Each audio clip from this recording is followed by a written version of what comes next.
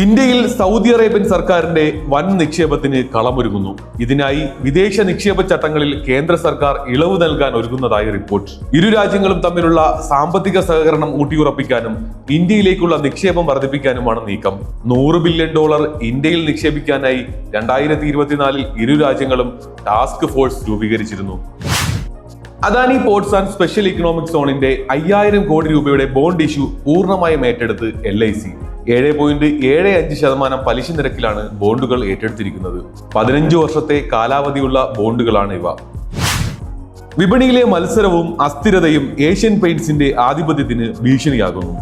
Indian paint വിപണിയിലെ മുടിചൂടാ മന്നന്മാരായ Asian പെയിന്റ്സിന് മാർച്ചിൽ അവസാനിച്ച പാദത്തിൽ ലാഭത്തിൽ വലിയ ഇടിവുണ്ടായി.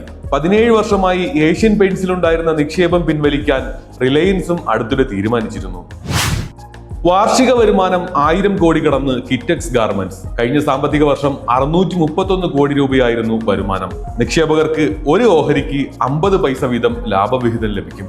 തെലങ്കാനയിലെ യൂണിറ്റ് പൂർണ്ണ സജ്ജമാകുന്നതോടെ 5000 കോടി രൂപയുടെ വാർഷിക വരുമാനമാണ് കമ്പനി ലക്ഷ്യം വെക്കുന്നത്.